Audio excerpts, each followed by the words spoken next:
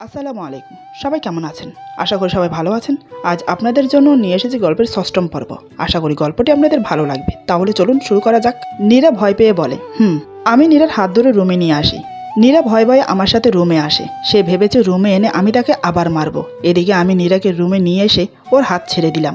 তারপর ওর সামনে হাঁটু গেড়ে বসে কান্না করে দিলাম। আমাকে এমন করতে দেখে নীরা অবাক হয়ে যায়। চোখ বড় বড় করে তাকিয়ে ভাবে, এ মানুষটা এমন কেন? একটু আগে সবার সামনে আমাকে মারলো, ধমক দিল, আর এখানে আমার সামনে হাঁটু গেড়ে বসে বাচ্চাদের মতো কাঁদছে। আমার কান্না দেখে নীরা থাকতে না পেরে বলে, আরে কি হয়েছে? এমন করছেন কেন? এ মা, আপনি কাঁদছেন কেন? আমি কি মরে গেছি? আমি নীরার কথা শুনে ওর কোমর শক্ত করে জড়িয়ে ধরে বললাম, এরকম কথা আর মুখেও আনবে না। তোমার সাহস কি করে হয়? হ্যাঁ, এরকম কথা আমার সামনে বলছো? আমি মরে যাব তোমার কিছু হলে। আল্লাহ আমার আয়ু নিয়ে তোমাকে বাঁচিয়ে রাখুক। জানো, ও মাইকা যখন বলল তোমার মতো নীল রঙের সালোয়ার কামিজ পরা কোনো মেয়ের অ্যাক্সিডেন্ট হয়েছে, তখন আমার পায়ের নিচে থেকে মাটি সরে গেছে। আমি ভেবেছিলাম তুমিও মায়ের মতো আমাকে একা করে চলে গেছো। আমাকে কখনো একা রেখে যেও না, আমি তোমাকে ছাড়া বাঁচতে পারবো না। নীরা বলে, আমার লাগছে তো। আমি বললাম, সরি জান, আমি বুঝতে পারিনি। নীরা বলে, না ঠিক আছে, অতটাও লাগেনি। আমি যখন নীরাকে ছেড়ে দেই তখনই হঠাৎ নীরা আমাকে জড়িয়ে ধরে। আমিও আর নিজেকে ধরে রাখতে পারি না। ওকে শক্ত করে জড়িয়ে ধরে হাউ মাউ করে কান্না করতে শুরু করি। নীরা আমাকে বাধা না দিয়ে আমার মাথাটা শক্ত করে চেপে ধরে ওর বুকের সাথে। কান্না করলে মানুষের মন হালকা হয়, মনের ভিতরে জমে থাকা দুঃখ কিছুটা কম হয়। তাই হয়তো নীরা আমাকে বাধা দিচ্ছে না। ঠিক তখনই মনিরা মীর বলে ডেকে রুমে ঢুকে পড়ে। আসলে এত টেনশনের ভিতরে দরজা লাগাতেই ভুলে গিয়েছিলাম। মনিরাকে আসতে দেখে নীরা তাড়াতাড়ি করে আমাকে ছাড়তে গেল, কিন্তু আমি আরো শক্ত করে জড়িয়ে ধরি। নীরা বলে, কি হচ্ছে? আপনার মনিরা এখানে তো। আমি নীরার কথা শুনে ওর কোমর জড়িয়ে বুকের সাথে জাপটে ধরি। তারপর নীরার কানে কানে ফিসফিসিয়ে বললাম, আমার বুকে শুধু নীরা আছে, অন্য কোনো নারী নয়। তারপর মনিরাকে উদ্দেশ্য করে বললাম, মনিরা, রুমে ঢোকার আগে তোর নক করে ঢোকা উচিত ছিল। মনিরা বলে, সরি, আমি আসলে বুঝতে পারিনি। তখনকার ব্যবহারের জন্য তোদের কাছে মাপ চাইতে আসলাম। নীরা এবার জোর করেই আমার কাছ থেকে নিজেকে ছাড়িয়ে নেয়। নীরা বলে, আরে না না মনির আপু, আমি কিছু মনে করিনি। আপনি তো আমার বড় বোনের মতন। আসুন না, ওখানে দাঁড়িয়ে আছেন কেন? মনিরা বলে, না থাক, দরকার নেই আর ভিতরে যাবার। আমি কাল চলে যাচ্ছি মীর। নীরা বলে, কেন আপু, আপনি বাসায় যাবেন কেন? আজ যা হয়েছে আমি তার জন্য আপনার কাছে মাপ চাইছি। আমি বললাম, নীর, কি হচ্ছেটা কি? তুমি কেন ওর কাছে মাপ চাইছো? ওর যদি এখানে থাকতে ভালো না লাগে তো ওকে জোর করে রাখার কোনো দরকার নেই। মনিরা ন্যাকা কান্নার সুরে বলে, আমার ভুল হয়ে গেছে মীর, আমাকে মাফ করে দে। এমনটা আর কোনো দিনও হবে না। আমি বললাম, আর হয় না মনিরা, তুই তোর লিমিট ক্রস করেছিস, এ ভুলের মাফ হয় না। মনিরা বলে, তুই না আমাকে ভালোবাসিস, আমার একটা ভুল মাফ করতে পারবি না? নীরা বলে, আপনি একটু বেশি বেশিই করছেন। আপু বলছে তো ওনার ভুল হয়ে গেছে, প্লিজ সব ভুলে যান, প্লিজ প্লিজ প্লিজ। আমি বললাম, ঠিক আছে, আজ তোমার জন্য ওকে মাফ করলাম, কিন্তু এ ভুল যেন আর না হয়। তিশা বলে, আপু ভাইয়া ভাবি চলো খাবে, মামুনি বসে আছে। নীরা আমাকে বলে, আমার না খুব খিদে লেগেছে, চলেন না সবাই একসাথে খেয়ে নেই। আমি বললাম, তোরা যা, আমি আর নীরা আসছি। মনিরা মনে মনে বলে, আচ্ছা ঠিক আছে। তুমি ভাবতেও পারছো না নীর, আজ তুমি আমাকে আটকে নিজের কি ক্ষতিটা ডেকে নিলে। আজকের সবটা শাস্তি তোমাকে পেতেই হবে। তিলে তিলে ভালোবাসার মানুষটাকে কাছে পেয়েও না পাওয়ার যে যন্ত্রণা, এবার তুমি বুঝবে, হারে হারে বুঝবে। এদিকে মনিরাকে ভাবনায় ডুবে থাকতে দেখে তিশা বলে, কি গো মনির আপু, কি ভাবছো এত? চলো। মনিরা বলে, হ্যাঁ চলো। আমি বললাম, যান, চেঞ্জ করে আসো। আমিও চেঞ্জ করে নিই।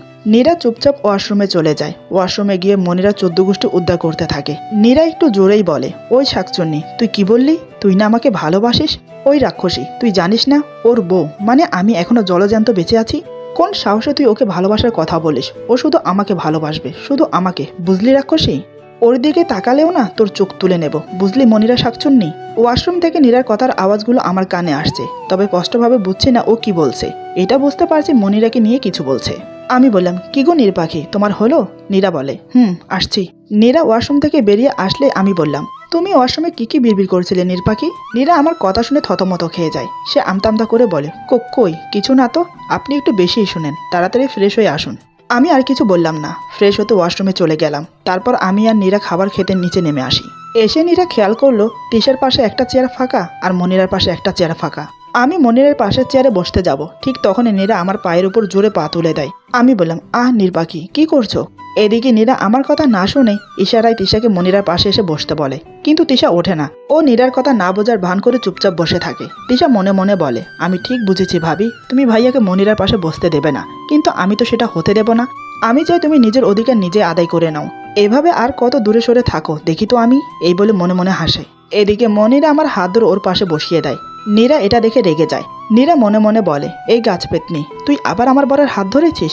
তোর লজ্জা শরম নেই? একটু আগেই তো এই হাতে ঠাস করে একটা খাইলি। হায় আল্লাহ, মেয়ে মানুষ এত বেহাইয়া কেমনে হয়? আমারটাকে দেখো। নাচতে নাচতে গিয়ে ওর পাশে বসলো। দেখে নেব তোকে। বাবা বলে, কি রে মা, বস, দাঁড়িয়ে আছিস কেন? নীরা বলে, বসছি বাবা। এই বলে নীরা গিয়ে তিশার পাশে বসে পড়ে। তারপর নীরা বিড়বিড় করে বলে, খাচ্চর ভাইয়ের খাচ্চর বোন, ইচ্ছে করছে তিনোটাকে গাছের মগডালে বেঁধে রাখি। তিশা বলে, ভাবি তুমি খাচ্ছ না কেন? কি ভাবছো এত? নীরা ফিসফিস করে বলে, তুমি আমার কথা শুনলে না কেন?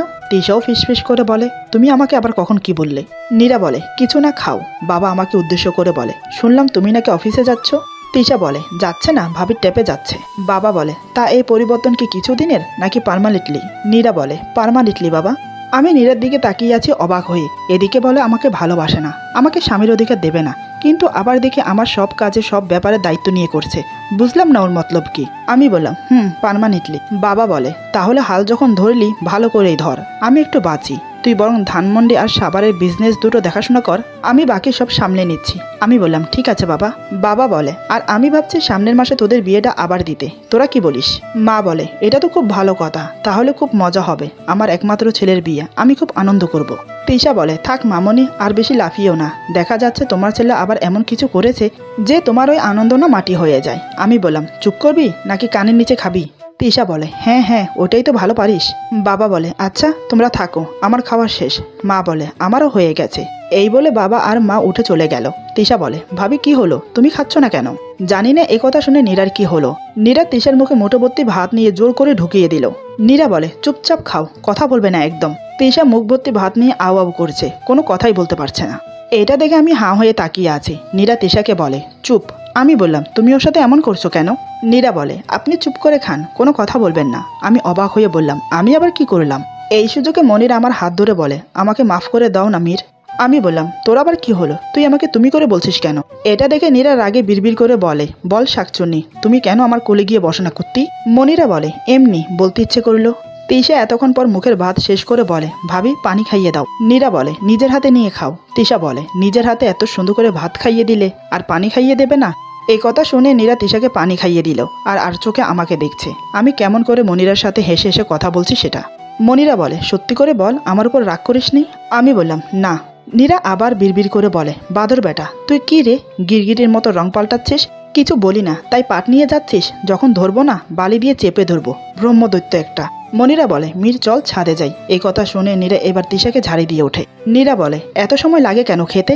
খেতে বসছো নাকি টকশো করতে বসছো? যত সব। এই বলে নীরা উঠে চলে গেল। তিশা অবাক হয়ে বলে, যাব বাবা, আমি আবার কি করলাম? আমাকে কেন বকলো? আমি মুচকে এসে মনে মনে বলি, নীরপাখি, কেন যে মনের কথাটা বলো না? তুমি যে আমাকে ভালোবাসো, তুমি কি তা জানো?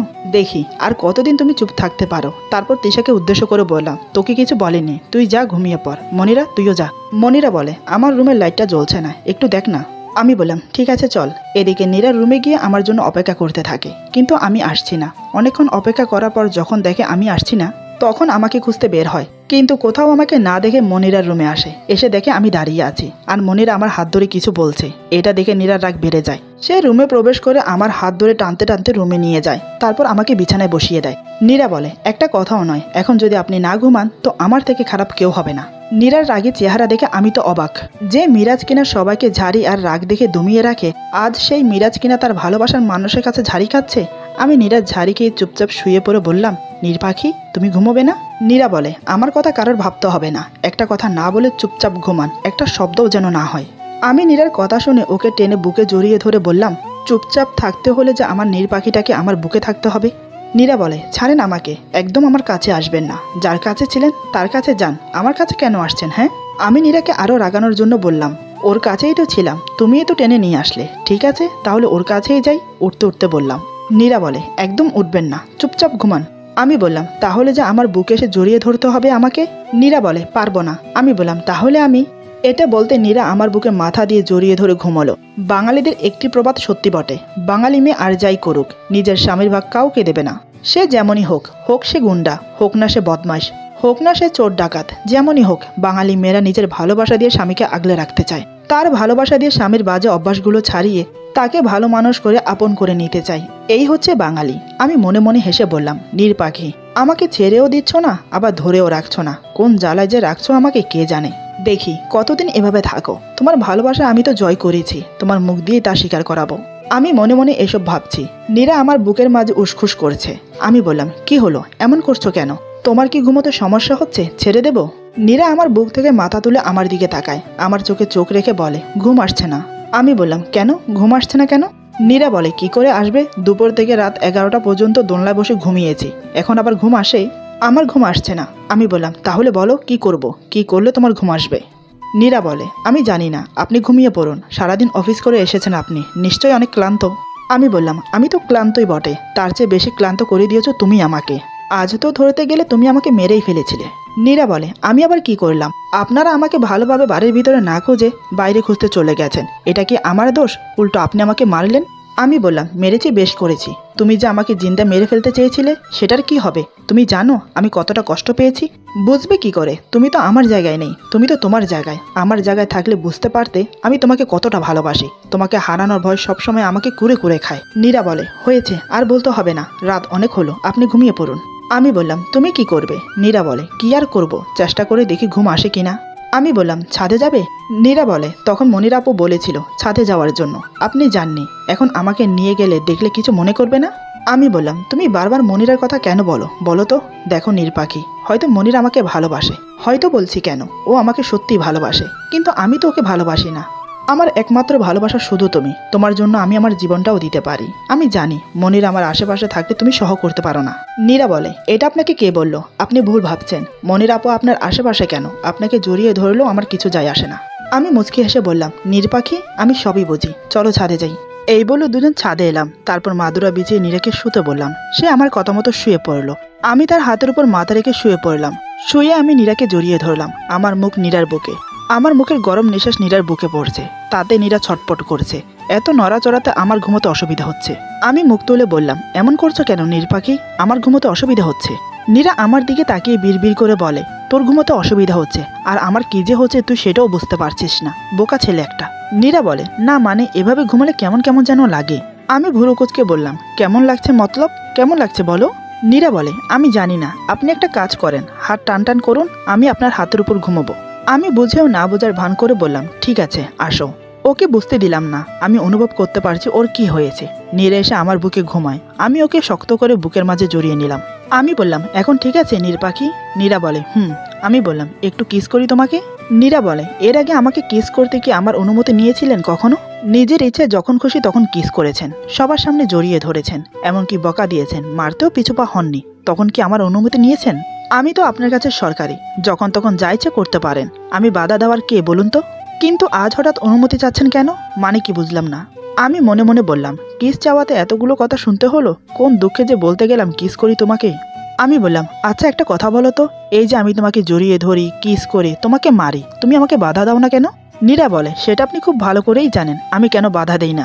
প্রথম কারণ হলো আমি আপনার সাথে পেরে উঠবো না, বাধা দিতে গেলে আপনি আমাকে মারবেন। জীবনে কোনোদিন আমার মা বাবা আমার গায়ে হাত তোলেনি, যদিও কোনো ভুল করি হয়তো বকাশকা করেছি, এতটুকুই যা। আর এখন ভুল করলেও মার খেতে হয়, না করলেও মার খেতে হয়, কি করব, হয়তো এটাই আমার কপাল। আপনার যখন ইচ্ছে আমাকে কিস করার, তো আপনি করুন না, আমি আপনাকে বাধা দেব না, তবে একটু দম নেওয়ার সুযোগ করে দেবেন প্লিজ, তা না হলে আমি হাঁপিয়ে উঠি। এই বলে আমার বুকে আবার মুখ গুজে দেয়। ওর কথাগুলো শুনে আমার খুব খারাপ লাগলো। ও তো মিথ্যে কিছু বলছে না, কেন যে কথায় কথায় আমার মাথাটা গরম হয়ে যায় আমি নিজেও জানি না। আমি আর নীরাকে কিস করলাম না, আমি বললাম, থাক, লাগবে না। এই বলে ওকে বুকের সাথে শক্ত করে জড়িয়ে ধরে ঘুমানোর চেষ্টা করলাম। নীরা বলে, কেন, কি হলো আবার? এই তো বললেন কিস করবেন। আমি বললাম, থাক না, আমি কিস করলে যখন তোমার এত সমস্যা, তাহলে থাক, আমার লাগবে না। নীরা বলে, লাগবে না বললেই হলো নাকি? নিশ্চয়ই আমি কথাগুলো বলাতে, তা না হলে তো এতক্ষণ ডুবিয়ে দিতেন আমার ঠোঁটে ঠোঁট। আমি বললাম, আহ নির্পাখি, শুধু শুধু কথা বাড়াচ্ছ কেন? বললাম তো আমার লাগবে না, এখন ঘুমানোর চেষ্টা করো তো। এই বলে ওর মাথাটা আমার বুকের সাথে চেপে ধরলাম। আমার কথা শুনে রাগ উঠে গেল নীরার। আমার বুকের মাঝে থেকেই বিড়বিড় করে বলে, নিজেকে কি মনে করো, লাট সাহেব নাকি রাজকুমার? গুন্ডার মতো চলো, গুন্ডার মতো রাগ দেখাও, আবার গুন্ডার মতো আমাকে শাসন করো, যখন যাইছে তাই করো, আবার তাই বলো, নিজে বলে আবার নিজেই রাগ করো, মানে কি এসবের? আমি বললাম, নির্পাখি, কি এত বিড়বিড় করছো সেই কখন থেকে, ঘুমাও না। এই কথা শুনে নীরার কি হলো জানি না, হঠাৎ নীরা জোর করে নিজেকে ছাড়িয়ে আমার মাথার চুল মুঠি করে ধরে দু হাতে, তারপর আমার ঠোঁটে ঠোঁট চেপে ধরে, কিস করতে করতে একসময় আমার ঠোঁটে কামড়ে ধরে। আমি সাথে সাথে ওর মাথা চেপে ধরি, ঠোঁটের কামড় আরো ধীরে ধীরে গভীর হতে লাগলো। আমি ব্যথার তোয়াক্কা না করে নীরাকে আরো শক্ত করে জড়িয়ে ধরি। নীরার সেদিকে কোনো খেয়ালই নেই। এভাবে বেশ কিছুক্ষণ কেটে গেল। নীরা নিজে থেকেই আমাকে ছেড়ে দিল। ততক্ষণে আমার ঠোঁট কেটে রক্ত ঝরছে, চাঁদের আলোতে সেটা স্পষ্ট দেখতে পারছেন নীরা। আমার ঠোঁটে হাত বুলিয়ে বলে, আই এম সো সরি। এই বলে হাত দিয়ে রক্ত পুছে দিল। আরেকটা কথা, আমি কিন্তু আপনাকে ভালোবাসি না, শুধুমাত্র আপনার চাওয়াটা পূরণ করে দিলাম। এই বলে আবার আমার বুকে মাথা গুজে জড়িয়ে ধরে আমাকে। আমি ওর কথার উত্তর দিলাম না, ওকে জড়িয়ে ধরে ঘুমানোর চেষ্টা করলাম। নীরা কখন ঘুমিয়েছে বুঝতে পারিনি। সকালে আমার ঘুম ভাঙে রোদের ছটা চোখে এসে পড়াতে। শুধু আমার না, নীরার চোখে মুখেও রোদ এসে পড়েছে। মেয়েটা বাচ্চার মতো আমাকে আঁকড়ে ধরে ঘুমিয়ে আছে। আমি মুগ্ধ নয়নে ওকে দেখে যাচ্ছি। প্রায় আধা ঘন্টা পর ঘুম ভাঙে নীরার। সে চোখ মেলেই দেখে আমার বুকে ঘুমোচ্ছে, আর আমি ওকে শক্ত করে জড়িয়ে ধরে ওর মুখের দিকে তাকিয়ে আছি। নীরা বলে, কি দেখছেন এভাবে? আমি বললাম, আমার নীর পাখিটাকে। নীরা বলে, আমাকে দেখার কি আছে? আমি বললাম, তুমি কি করে জানবে এই মুখটার মধ্যে আমার দুনিয়া আছে? হঠাৎ নীরা বলে, আচ্ছা আমি যদি এখন মরে যাই তাহলে কি আপনার দুনিয়া থেমে যাবে? এই কথা শোনার সাথে সাথে আমার মাথা আবার গরম হয়ে উঠল। মেয়েটা বারবার মরার কথা কেন বলে? ও জানে না এটা শুনলে আমার বুকের ভেতর কেমন ঝড় উঠে? আমি কথাটা শুনে নীরাকে নিজের কাছ থেকে ছাড়িয়ে মাদুরের উপর ধাক্কা দিয়ে ফেলে দেই। তারপর কিছু না বলে হনহন করে নিচে নেমে আসি। এসে ওয়াশরুমে চলে গেলাম। নীরা আমার চলে যাওয়ার দিকে তাকিয়ে থেকে বলে, আরে এটা কি হলো? এই সামান্য কথা এত রাগ করার কি হলো? এই বলে আমার পিছু পিছু নিচে নেমে আসে। আমি ওয়াশরুম থেকে রুম থেকে বের হয়ে গেলাম। নীরার দিকে তাকালাম না পর্যন্ত। মেয়েটা আমাকে ভাবে কি সবসময়? যখন তখন মরার কথা বলে আমাকে ভয় পাইয়ে দেয়। নীরা বলে, আজব ছেলে তো, এই কাছেটা নেই এই ছুঁড়ে ফেলে দেয়। এই বলে ফ্রেশ হওয়ার জন্য ওয়াশরুমে চলে যায়। ফ্রেশ হয়ে এসে ড্রেসিংয়ের সামনে দাঁড়িয়ে শাড়ি পরতে থাকে। নীরার চুল থেকে টপ টপ করে জল পড়ছে। নীরা আনমনা হয়ে শাড়ি পরে চলেছে। এদিকে যে কেউ একজন নীরার দিকে অপলক চোখে তাকিয়েছিল সেটা নীরা খেয়াল করেনি। দরজাটা খোলাই ছিল। আমি উপরে উঠে দেখি কেউ একজন দরজার কাছে দাঁড়িয়ে নীরাকে দেখছে। এটা দেখার সাথে সাথে আমার চোখ রক্তবর্ণ ধারণ করলো। রাগের চোটে হাত পায়ে তালু জ্বলতে লাগলো। আমি দৌড়ে রুমে এসে নীর বলে চিৎকার করে উঠি। আমার চিৎকার শুনে নীর মাথা তুলে তাকিয়ে দেখে বড়সড় ধাক্কা খায়। নীরার সামনে দরজায় হেলান দিয়ে একটা ছেলে দাঁড়িয়ে আছে, আর আমি নীরার সামনে দাঁড়িয়ে ওর দিকে বিস্ফারিত দৃষ্টিতে তাকিয়ে আছি। আমাকে দেখে নীরার মনেই নেই যে ও শাড়ি পরেছিল, আর ছেলেটা এখনো ওইভাবেই নীরাকে দেখে যাচ্ছে। নীরা কি করবে বুঝতে না পেরে আমাকে জড়িয়ে ধরে। আমি ছেলেটির দিকে তাকানো মাত্রই ছেলেটি চলে যায়। আমি নীরাকে বিছানায় ধাক্কা মেরে ফেলে দিয়ে দরজা নক করে দিই। নীরা ভয়ে ভয়ে বলে, আমি আসলে দেখিনি ওই ছেলেটা এখানে দাঁড়িয়ে আছে, আমি তো শাড়ি পরাতে ব্যস্ত ছিলাম। আমি চেঁচিয়ে বললাম, কি হচ্ছিল কি এটা? হ্যাঁ, চোখে দেখো না চেঞ্জ করার সময় যে দরজা লক করতে হয় সেটা বাচ্চারাও জানে, আর তুমি জানো না? ইডিয়েটের মতো সবসময় না করলে হয় না? কত জ্বালাবে তুমি আমাকে?